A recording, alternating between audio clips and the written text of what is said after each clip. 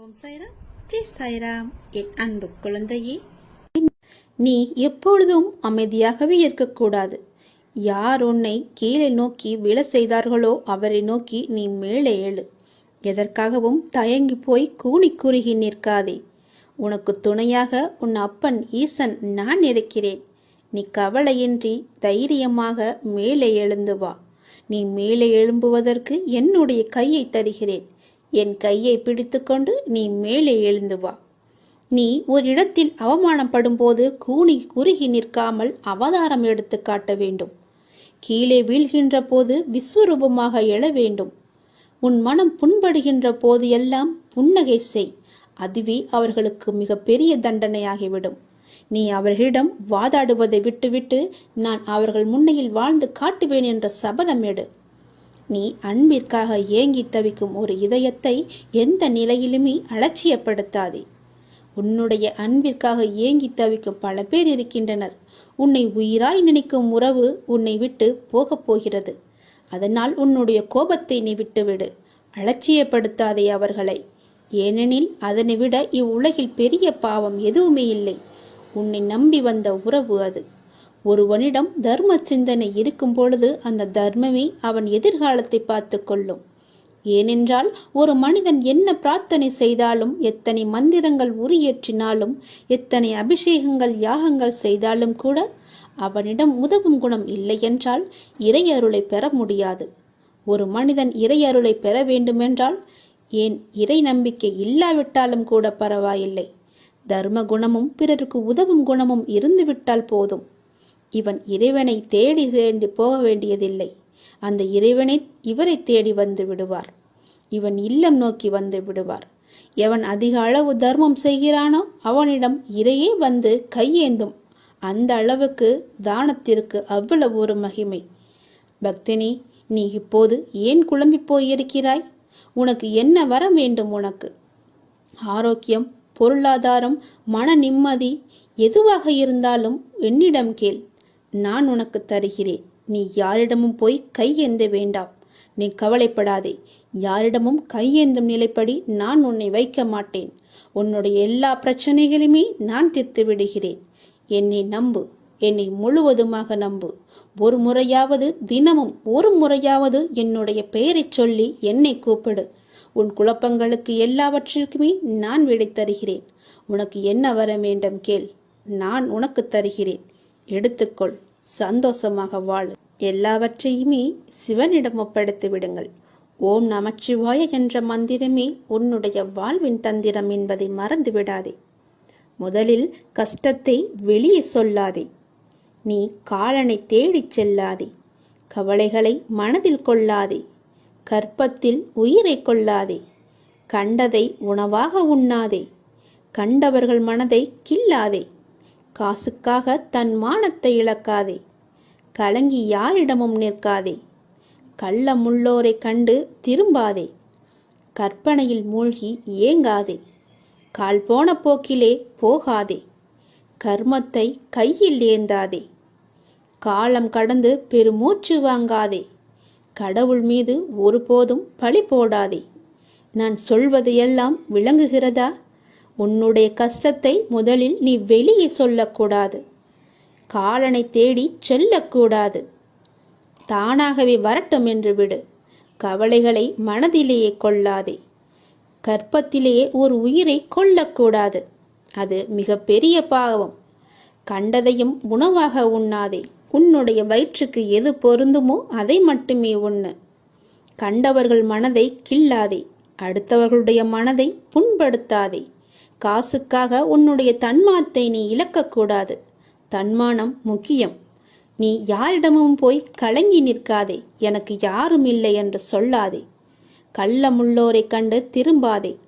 அதாவது வஞ்சக எண்ணம் உள்ளோரை கண்டால் நீ உடனே திரும்பி வந்துவிடு. அவர்கள் முகத்தை கூட பார்க்காதே. கற்பனையிலேயே மூழ்கி ஏங்காதே. பேராசைப்படக்கூடாது என்கிறார். கால் போன போக்கிலே போகாதே. எங்கு வேண்டுமானாலும் போகலாம். கால் போன போக்கில் போனால் செல்ற இடம் கூட தெரியாது. கர்மத்தை கையில் ஏந்தாதே. நல்லதை மட்டுமே செய். உன் கர்மா எல்லாமே அழிந்துவிடும். காலம் கடந்து பெருமூச்சு வாங்காதே. நேரம் உள்ள போதே தூற்றிக்கொள். நேரம் போனால் பிறகு கிடைக்காது. நேரம் மிக அற்புதமானது, திரும்பி வராது. கடவுள் மீது ஒருபோதும் பழி போடாதே. யான் கேட்டு என் கடவுள் எனக்கு செய்யவில்லை என்று அவரை நீ திட்டாதே. அவருக்கு தெரியும் உனக்கு எப்போது எப்படி செய்ய வேண்டும் என்று. கடவுளுக்கு தெரியும். அவருக்கு தெரியாமலையா நீ வந்தாய்? கடவுள் மீது ஒருபோதுமே பழி போடும் எண்ணத்தை விட்டுவிடு. அவன் அப்பா எல்லாவற்றையுமே பார்த்து கொள்வார் என்ற நம்பிக்கையோடு இரு. நீ நினைத்த செயல் விரைவிலேயே என் ஆசையுடன் நடக்கப் போகிறது. உன்னை சரியான நேரத்தில் நான் கரம் குழித்து இழுத்து வந்து விட்டேன். நீ பயப்படாதே, எல்லாமே என்னுடைய ஆசைப்படியே நடக்கும். வாழ்வில் நடைமுறையில் உள்ள சில விஷயங்களை யதார்த்தமாக நீ புரிந்து கொண்டால் இன்பத்தையும் துன்பத்தையும் சமநிலையில் ஏற்கலாம். நீ முயற்றுப்பார். என் துணையோடு எல்லாவற்றையுமே போராடிப்பார். போராட்டமே இல்லாத வாழ்க்கை இங்கு யாருக்குமே அமைவதில்லை. போராட்டத்தை சந்திக்காத எந்த உயிரும் இந்த பூமியில் வாழ முடியாது. தெரிந்து கொள். பிறந்தது முதல் இறப்பது வரை போராட்டம் இருந்து கொண்டுதான் இருக்கிறது. பிறந்த குழந்தை கூட அழுகை என்னும் சத்தம் செய்துதான் தன்னுடைய தேவைகளை பூர்த்தி செய்கிறது. போராட்டத்தில் பிறந்து போராட்டத்தில் வளர்ந்து போராட்டத்தில் மடிவதுதான் வாழ்க்கை. இன்று மனிதன் போராட்டம் இல்லாத வாழ்க்கை வாழ ஆசைப்படுகின்றான். அதைத்தான் விரும்புகின்றான். வாழ்க்கையில் தங்கள் குறிக்கோளை நிலைநிறுத்திக் கொள்ள ஒவ்வொரு மனிதனும் இவ்வுலகில் போராட வேண்டியிருக்கிறது. பூந்தோட்டத்தில் ஒவ்வொரு நாளும் புது புது மலர்கள் பூப்பதுண்டு. ஆனால் அவை நிலைப்பது இல்லை. அது நியதியும் இல்லை. அதுபோலத்தான் வாழ்க்கை என்னும் பூந்தோட்டத்தில் ஒவ்வொரு நாளும் புது புது மலர்களாக பூத்து கொண்டிருக்கிறோம். எவ்வாறு பூந்தோட்டத்தில் மலர்ந்த ஒரு பூ நிலைப்பது இல்லையோ அது போலத்தான் வாழ்க்கையும். போராட்டங்கள் இல்லாமல் வாழ்வில் எதுவுமே வெற்றி பெற முடியாது. போராட்டம் இல்லை என்றால் வாழ்க்கை உப்புச்சப்பு இல்லாமல் போய்விடும். வாழ்க்கையில் உங்களுக்கு அழுவதற்கு 100 காரணங்கள் இருந்தாலும் சிரிப்பதற்கு என்னிடம் 1000 காரணங்கள் இருக்கிறது என்று வாழ்ந்து காட்டு.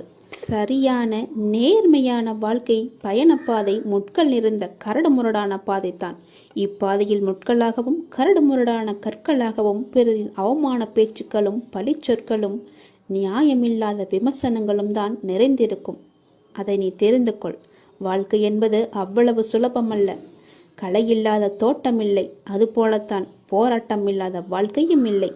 வாழ்க்கை அழகானதாக மாற்றிக்கொள்வது உன்னுடைய கையில்தான் இருக்கிறது. எல்லோருடைய வாழ்விலும் இன்பம் துன்பம் என்று எல்லாமே கலந்துதான் இருக்கும். நாம் அவற்றை எப்படி எடுத்துக்கொள்கிறோம் என்பதுதான் மிக முக்கியம். ஆசையை குறைத்து கொள்ள வேண்டும். மன நிறைவு இருந்தாலே போதும். உன்னுடைய வாழ்வில் மகிழ்ச்சி தானாக நிலைத்து நிற்கும். போராட்டம் இருந்தாலும் கூட யாரும் வாழ்க்கையை வெறுப்பதில்லை. போராட்டங்களை எல்லாம் ஏற்றுக்கொள்ளவும் நமக்கு ஏற்றதாக மாற்றிக்கொள்ளவும் பழகினாலே போதும். வாழ்க்கை பூந்தோட்டமாக மாறிவிடும்.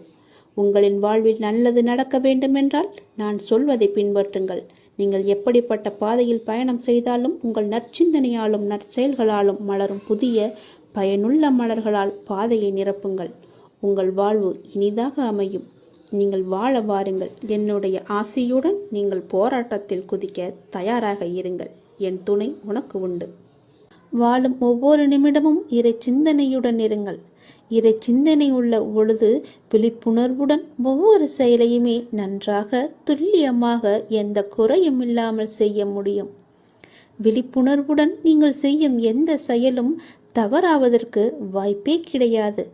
விழிப்புணர்வுடன் செய்யும் செயல்கள் நிச்சயம் ஒரு நாள் வெற்றியை தரும். உங்களுக்கு கிடைக்கும் வெற்றிக்கும் தோல்விக்கும் நிச்சயமாக ஒரு காரணம் இருக்கும். இரண்டையும் ஒன்றாக எடுத்துக்கொள்ள நீங்கள் முயற்சி செய்யுங்கள். வெற்றிக்காக மட்டும் செயல்களை செய்யக்கூடாது. ஒவ்வொரு செயலையும் இறைவனுக்காக நீங்கள் செய்யுங்கள். உங்களை படைத்த கடவுளுக்காக செய்யுங்கள். எந்த ஒரு எதிர்பலனையும் பார்க்காமல் எதிர்பாராமல் எதிர்பார்ப்புகள் இன்றி நீங்கள் செய்யும் ஒவ்வொரு செயலுமே அந்த இறைவனை போய் சேரும். உங்களுடைய புண்ணிய கணக்கில் சேரும். அதற்கு நிச்சயமாக பல மடங்கு பலன்கள் உங்களை தேடி தானாக வந்து சேரும். ஒவ்வொரு நாளின் முடிவிலும் நீங்கள் இறைவனுக்கு நன்றி சொல்ல பழகுங்கள். கண்டிப்பாக அன்றைய நாளில் நன்றி சொல்வதற்கு என்று ஏதேனும் ஒன்று நடந்திருக்கும். அதை நினைத்து இறைவனுக்கு நீங்கள் நன்றி சொல்லுங்கள். விடியும் பொழுது இறைவனின் ஆசியுடன் தொடங்குங்கள். முடியும் இரவும், அதாவது அன்றைய நாளின் முடிவும் இரவும் நன்றி சொல்லி உறங்குங்கள். மறுநாள் காலை உங்களுக்கு நல்ல நாளாகவே அமையும். இன்று எங்களுக்கு அமைத்து கொடுத்ததற்கு மிகவும் நன்றி இறைவா என்று இறைவனுக்கு நீங்கள் நன்றி சொல்லுங்கள். ஒவ்வொரு நாளின் தொடக்கத்திலும் இறைவன் மீது முழு நம்பிக்கையுடன் நீங்கள் தொடங்கி பாருங்கள். உங்கள் வாழ்வு எப்படி இருக்கிறது, அன்றைய நாள் எப்படி அமைந்திருக்கிறது என்று தானாகவே தெரிய வரும். எழுந்திருக்கும் பொழுது சட்டென்று எழுந்திருக்காமல் இறைவனின் பெயரை சொல்லிவிட்டு எழுந்திருங்கள். நன்றாகவே இருக்கும். ஒரு நிமிடம் சுதாரித்து கொண்டு பிறகு ஏந்திரியுங்கள். அப்பாவின் பெயரை சொல்லி எழுந்திரியுங்கள். உங்கள் வாழ்க்கை மீது உங்களுக்கு இருக்கும் அக்கறையை விட உங்களை படைத்த இறைவனுக்கு நிச்சயமாகவே அதிக அக்கறை இருக்கும். நம்புங்கள், நன்றாக நீங்கள் வாழ்வீர்கள். இதனை உணர்ந்தால் இறைபலமும் மனோபலமும் உங்களிடம் அதிகரிக்கும் தானாகவே. இறைவனின் அருளும் ஆசியும் உங்களிடம் நிறைந்திருக்கும் முழுவதுமாகவே. எப்போதும் இறைவனின் அருளோடும் ஆசையோடும் நாம் தொடங்கும் நாள் வெற்றி நாளாகவே நமக்கு அமையும். இறைவனுக்கு நன்றி சொல்ல மட்டும் நீங்கள் மறந்து விடாதீர்கள். இறைவனின் நாமத்தை ஜெபித்து கொண்டே இருங்கள். சோகம் என்னும் பறவை உங்கள் தலைக்கு மேல் பறப்பதை தடுக்க முடியாது. ஆனால் தலைக்கு மேல் கூடு கட்டுவதை தவிர்க்கலாம் தானே? யாரும் உன்னை குறை கூறினால் அது உண்மையாயின் திரித்துக்கொள், பொய்யாயின் அதை நகைத்துவிடு. வீழ்வது வெட்கமல்ல, ஆனால் வீழ்ந்து கிடப்பதுதான் வெட்கம். புரிகிறதா? வீழ்ந்து கிடப்பதுதான் வெட்கம். வீழ்ந்தால் உடனே எழுந்துவிடு. நீ நகைத்து அவர்களுக்கு முன் நகைத்துப்பார், அவர்களே தலை தெறிக்க ஓடிவிடுவார்கள். பேருந்து பயணத்தில் நடத்துனர் கொடுக்க வேண்டிய மீது சில்லறைக்காக முழு பயணத்தையும் நாம் ரசிக்க மறக்கிறோம். அப்படிதான் வாழ்க்கையிலும் சில சில்லறை பிரச்சனைக்காக முழு வாழ்க்கையுமே நாம் ரசித்து வாழ மறந்து விடுகிறோம். ஆகவே விழிப்புணர்வுடன் எது வாழ்விற்கு உகந்தது, எது உகந்ததல்ல என்பதில் கவனத்துடன் இருந்தால் இலக்கை நோக்கி அடைவது மிக மிக எளிது. அனைத்திலும் பேதம் பாராது சமநிலைத்தன்மையை கொண்டிடுங்கள். மனம் அழகாக இருந்தால் காணும் காட்சிகளும் அழகாகவே இருக்கும். ஆகவே மனதில் குப்பையான கீழான எண்ணங்களை ஒருபோதும் சேர்க்காதே. மனதில் நல்ல நேர்மையான எண்ணங்களை விதையுங்கள். நல்லது நடக்கும். எப்போதும் உண்மையை பேச கற்றுக்கொள்ளுங்கள். உண்மைக்கு நிகர் உண்மை மட்டும்தான். பொய் ரொம்ப நாட்கள் வாழாது, சீக்கிரமாகவே மடிந்துவிடும். ஆரம்பத்தில் சற்று சிரமமாகத்தான் இருக்கும். பழகிவிட்டால் பொய் சொல்லவே நமக்கு கூச்சமாக இருக்கும். உண்மைக்கு மிக வலிமையான சக்தி இருக்கிறது. அது சத்தியமானது, வலிமையானது. இறைவனுக்கு இறங்கி வருவார். நாம் வாழ்கின்ற வாழ்வில் அறமாகிய உண்மை இருந்தால் அந்த இறைவனை நம்மை தேடி தானாக இறங்கி வருவார். வாழ்கின்ற வாழ்வில் அறமாகிய உண்மை இருந்தால், அறமாகிய உண்மை இருந்தால் மட்டுமே இறைவன் நம்முடன் கலந்து விடுவார். ஆகவே உண்மை, நேர்மை, சத்தியத்தை எல்லாம் கடைபிடித்து வாழுங்கள். நீங்கள் வாழ்வதில் உயர்வது சின்னம். உங்கள் வாழ்வை யாராலுமே எதுவுமே செய்ய முடியாது. உண்மைக்கு அழிவே கிடையாது. அதை முதலில் தெரிந்து கொள்ளுங்கள். உண்மை சொல்லுவதால் என்ன ஆகிவிடப் போகிறது? ஒரு பொய்யை சொல்லி காலம் முழுவதும் குற்ற உணர்ச்சியுடன் இருப்பதற்கு பதிலாக ஒரு உண்மையை சொல்லி நிம்மதியாக வாழ்ந்து விடலாம். அந்த உண்மைக்கு அவ்வளவு நிம்மதியை தரும் சக்தி இருக்கிறது. அதை நீ மறந்து விடாதே. பொய்யை சொல்லி இன்று தப்பித்து விடலாம். நாளை நிச்சயமாகவே காலம் காட்டிக் கொடுக்கும். அதனால் உண்மையாகவே இருங்கள். நாக்கில் வருவது எப்போதுமே உண்மையான பேச்சாக மட்டுமே இருக்கட்டும். நான் உங்களிடம் வருகிறேன். ஒருவர் தனது இறை பக்தியில் முழுமையும் வலிமையும் அடைந்த பின்னர் அவருக்கு பக்தியானது முத்திவிட்டது என கூறுவதும் வழமையே. எனவே முழுமை முதிர்ச்சியடைந்த நிலையே முத்தி, முக்தி என்று சொல்வார்கள். முதிர்ந்த பழம் முதிர்ந்துவிடும், முதிர்ந்த உயிர் இறந்துவிடும். எடுத்த காரியத்தை நீ பாதியில் விடாதே. செய்வதை திருந்தச் செய் என்ற உபதேசம் அனைவருக்குமே பொருந்தும். குருவை அடைந்து மரியாதையுடன் கற்றுக்கொள். கற்றதை மனனம் செய்து உருவேற்றிக்கொள் என்பது எல்லா மாணவர்களுக்குமே பொருந்தும். தொழில்நுட்பத்தை தெரிந்து கொள்ள முனையும் மற்றவர்களுக்குமே உரிய உபதேசம்தான் இது. எதற்காக எனக்கு சொல்கிறேன் என்று கேட்டதை நீங்கள் ஆசைப்படுவதெல்லாம் கிடைக்காமல் இருப்பது உங்களை ஒரு சிறந்த வாழ்க்கைக்கு கொண்டு செல்வதற்காகவே இருக்கும் என்பதை நம்பு. முடிந்தவரை உங்கள் வேலையை நீங்கள் சிறப்பாக செய்து விடுங்கள். யாரிடமும் உங்கள் வேலையை ஒப்படைக்காதீர்கள். உங்களுக்கு கிடைக்க வேண்டிய அங்கீகாரம் தானாகவே கிடைக்கும். நேரத்தையும் வாய்ப்பையும் ஒருபோதுமே வீணடிக்காதே. அந்த தவறுக்கு எந்த காரியம் செய்தாலும் பரிகாரமாகாது. போன நேரமும் திரும்ப வராது. யாருக்காகவும் நேரம் காத்திருக்காது. பொறுத்துக்கொள். நீங்கள் செய்யும் ஒவ்வொரு நல்ல காரியமும் அதற்கான நன்மைகளை காலம் கடந்தாவது அழைத்து கொண்டு உங்களிடம் வந்து சேர்க்கும். வெற்றி என்ற முகத்துடன் உங்களிடம் வந்து சேரும். நீ நிராகரிப்புகளை எல்லாம் கண்டு நெஞ்சு உடையக்கூடாது. உன்னை யாராவது தூக்கி எறிகிறார்கள் என்றால் இறைவன் உன்னை மேலே தூக்கி விடுகிறான் என்று அர்த்தம். அதனால் நீ பயப்படாதே. தூக்கி எறிந்தவர்கள் போகட்டும், நான் உன்னை தூக்கி விடுகிறேன். தூக்கி எறிந்தவர்களை பற்றியே நீ கவலைப்பட்டு கொண்டிருக்காதே. எதிர்பார்த்து எதிர்பார்த்து ஏமாற்றங்கள் மட்டும்தான் கிடைக்கும். என் வாழ்வில் அற்புதங்களை நிகழ்த்துவேன் என்று நீ நம்பிக்கையுடன் காத்திருக்கிறாய் அல்லவா? உன் தந்தை நிச்சயமாகவே உன் வாழ்வில் அற்புதங்களை நிகழ்த்தப் போகிறேன். சில நேரங்களில் நீங்கள் செய்யக்கூடிய செயல்களை எல்லாம் சிந்திக்க வேண்டாம், கற்பனை செய்ய வேண்டாம். அது ஆச்சரியப்படுவதற்கில்லை. எல்லாவற்றையும் சிறப்பாக செயல்படும் என்று மூச்சு விடுங்கள். நம்பிக்கை வைத்திருங்கள். நான் அப்பா, என்னுடைய அப்பா சிறப்பாக அதை முடித்து தருவார் என்ற நம்பிக்கையோடு நீங்கள் காத்திருங்கள். நான் அவர் மீது வைத்திருந்த நம்பிக்கையும் பக்தியும் பொறுமையும் தன்னம்பிக்கையும் அவர் எனக்கு நிச்சயம் அதற்கான பலனை தருவார் என்று நம்புங்கள். நீ வைத்த நம்பிக்கைக்கு நிச்சயமாகவே நான் கைமாறு செய்வேன். உன் மனதில் எந்த சலனமும் இல்லாமல் இருக்கிறாய். நான் உனது பாவ மூட்டையை தூக்கி நான் சுமக்கிறேன். நீ கவலைப்படாதே. எல்லாவற்றையுமே நானே பார்த்து கொள்கிறேன். நீ எப்பொழுதும் போல சந்தோஷமாக இரு. நீ இப்போது உன் மனதில் ஏகப்பட்ட குழப்பங்களுடன் பதற்றத்துடனும் இருக்கின்றாய். வீணான கவலைகளை உன் மனதில் வைத்து கொண்டிருக்கிறாய். உன் மனமானது, உன் இதயமானது துடித்துடிப்புடன் காணப்படுகிறது. எதற்காக? வீணாக எதற்காக இந்த கவலை? ஏன் இந்த குழப்பம்? எதற்காக இந்த பதற்றம்? ஏன் இந்த துடித்துடிப்பு? நீ முதலில் அனைத்தையுமே விட்டுவிடு. உன் வேலைகளை பார்த்து கொண்டிரு. போகிற போக்கிலேயே போய்கொண்டிரு. எதையும் நீ தூக்கி சுமந்து கொண்டிருக்காதே.